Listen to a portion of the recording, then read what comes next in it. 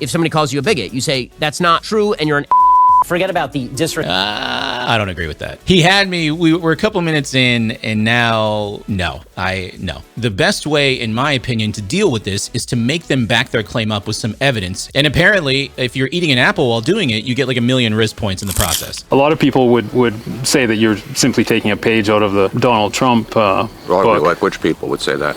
Well, I'm sure a great many Canadians, but...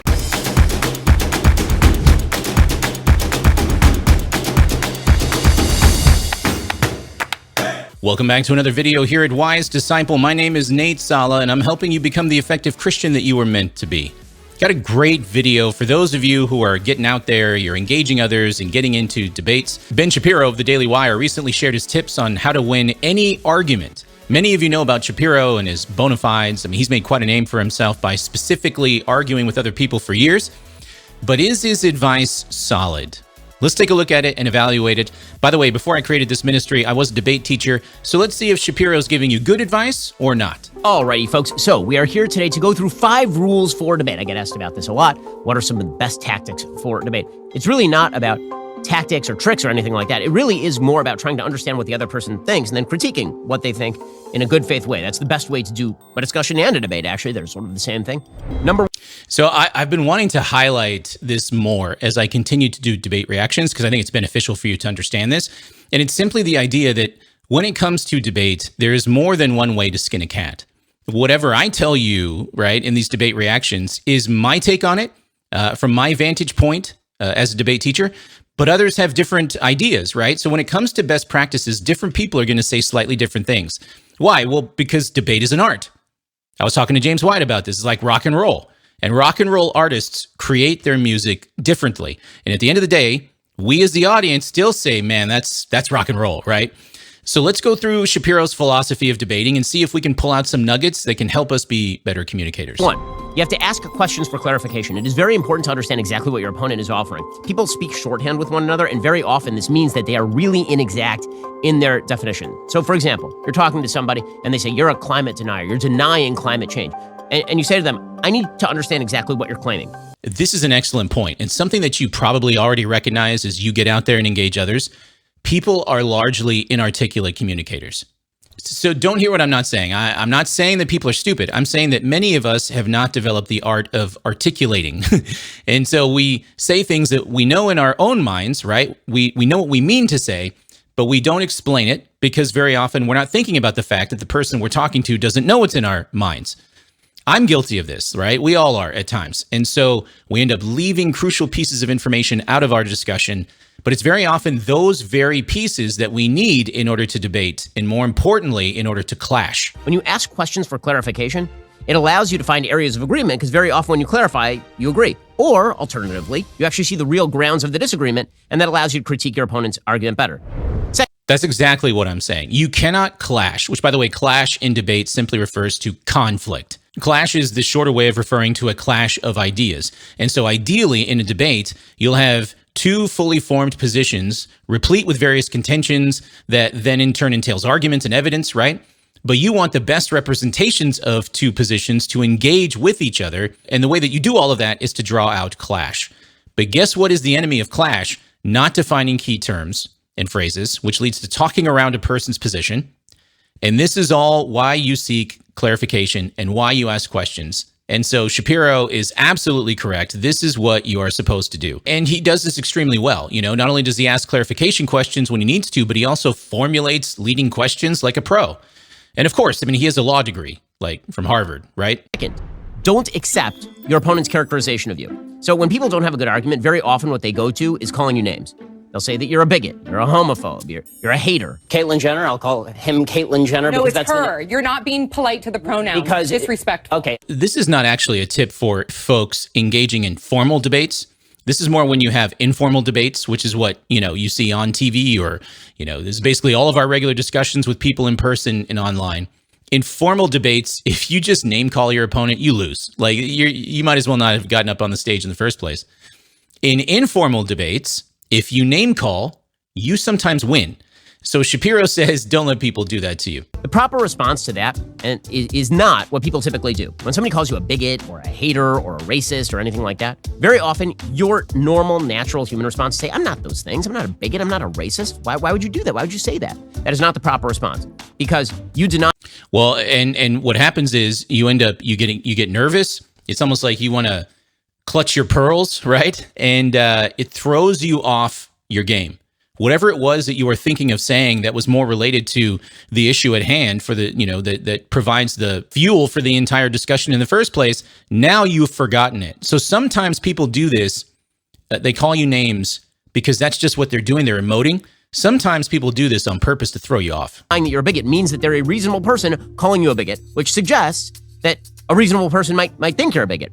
If somebody calls you a bigot, you say, that's not true and you're an Forget about the disrespect. Facts don't care about your feelings. That is the actual proper response to that because they're attacking you as a human being. I don't agree with that. He had me. We're a couple minutes in, and now, no. If somebody says you're being a jerk, and then you say back, that's not true, also you're the jerk, right? Is that the proper response? No. Here's the problem. When someone says anything about your character, they're making a claim, okay? The best way, in my opinion, to deal with this is to make them back their claim up with some evidence in order to make an actual argument. And apparently, if you're eating an apple while doing it, you get like 1 million risk points in the process. Take a look at what this Canadian politician did when somebody tried to impugn his character. On the topic, I mean, in terms of your sort of strategy currently, you're obviously taking the populist pathway. What does that mean? Well, appealing to people's more emotional levels, I would guess. I mean, What do you mean by that? certainly Give me an you tap very strong ideological language quite frequently. Like what? Left wing, this and that, right wing. I mean, it's that type of ideological thing. I never really talk about left But or right. anyways, I don't really believe in that. Okay, a lot of people would say that you're simply taking a page out of the Donald Trump book. Like which people would say that? Well, I'm sure a great many Canadians, but Like who? I don't know who, but... Well, you're the one who asked the question, so yeah. You must know somebody. Forcing your opponent to back up their unfounded claims is also the quickest way to make them look foolish, which, by the way, making someone look foolish is not the goal. The goal is just to keep the debate focused on the clash of ideas and off the name calling, right? That's how you do that. That's what that looks like. So don't listen to Shapiro on this one. I disagree. Be more like this Canadian politician. I don't even know what his name is. Having said all of that, if you are the type of person your opponent claims you are a jerk in actuality in real life, then no amount of rhetoric is going to get you out of that one. So bear that in mind too. Third, don't get distracted. Don't let your opponent change topics. So people on the left particularly like to shift the argument from one topic to another when they are pressed on the argument. So here's an example. Yeah, this happens all the time. Sometimes it's unintentional. A lot of times it's intentional. I just pointed this out in a debate reaction I did between Rob Bell and Andrew Wilson. Bell got pressed by Wilson, and then instead of answering the question, literally shifted subjects by asking Wilson questions about his interpretation of the scripture. What I've taught people for years is when this happens to you, narrate the conversation to your interlocutor. In other words, say, hey, I was asking a question about this, and then you started talking about something else. Before we shift and we go there, would you mind answering my original question? You see? So you've narrated the discussion to your interlocutor, and now both of you should be on the same page with how the conversation should move forward productively. That is the best response to someone changing topics. Hey, real quick, I'm so grateful that you're watching. If I've earned the right to get your sub, I'd love it if you would just click the like and subscribe button. It would really help me to get the video out to more and more people. I really do appreciate you. You need to get really good at this, guys. And you need to be able to quickly identify when someone does this to you. Shapiro is absolutely correct. Don't let your opponent change topics on you. You'll be talking about the fact that the police do not disproportionately shoot and kill black men. And they'll immediately shift to, well, what about slavery? So, well, we can talk about slavery. We can talk about the root causes of crime. We can talk about all those things. But that's not what we're talking about right now. Sticking to the topic at hand before moving on to the next topic allows you to have a productive conversation. Fourth, you have to point out contradictions in arguments that are brought about by your opponent's refusal to be clear in their definitions. This happens all the time. So people on the left very often will bring out an argument that is vague and that appears to be internally coherent, but when you actually drill down on the definitions is totally incoherent. This happens a lot in the Christian, non-Christian space as well, where, for example, a non-believer will, on the one hand, claim that the ultimate grounding of morality is purely subjective to individuals, and then in the very next breath also make objectively moral proclamations about how people should function in society. Okay? But you see how all of this really does come back to clash, right? Asking for clarification, listening closely to contentions and arguments and evidence, right? And then pointing out contradictions along the way. All of this draws out clash. And that's what two people should truly be after in any kind of debate. It's not about the person winning. It's about the two positions on a given issue truly clashing and then evaluating which one is superior to the other. I call that genuinely seeking truth. And that is unfortunately, a very rare feature of the kinds of debates that we typically see, especially here on YouTube. Fifth, don't get defensive. Okay, this is the biggest one. So I tend to be pretty unflappable in debate. I tend to be pretty removed, but you can catch me on an off day. It's happened before. And getting defensive is the biggest mistake that you can make in a debate because so much of it's attitudinal. So much of it's about how you look to the rest of the audience. And the truth is that body language matters, having an open affect when you're speaking, right? Using a tone of voice that doesn't appear to be aggressive. And this stuff is very important in debate. People tend to think that debate is about shouting down the other guy or being more angry than the other guy. That's not true. Debate and discussion too, productive discussion, is about actually being open to the position of the other person, so much so that you're willing to internalize it, understand it, and then agree or disagree with that. When you do that, you can become a really, really good debater. I agree with this as well. Remaining calm, not getting defensive is one of the ways that you rhetorically further your position in a debate. Sometimes I talk about the rhetorical aspect of debate in some of the other videos, and then people misunderstand and they start thinking about like manipulation. It's not about manipulation when debate is done properly. Chris Voss talks about this when he mentions the FBI's terrorist negotiation strategies. It's not about manipulating people. It's about recognizing what Aristotle knew a long time ago, right? Rhetoric, okay? Ethos, pathos, and logos, all working together at the same time. The reason why it's effective is because people are largely emotional creatures. And we have to acknowledge that emotions are all wrapped up in our decision making. It's all wrapped up in what it means to take in information and to understand issues and to draw conclusions. Emotions are always there. They are always present.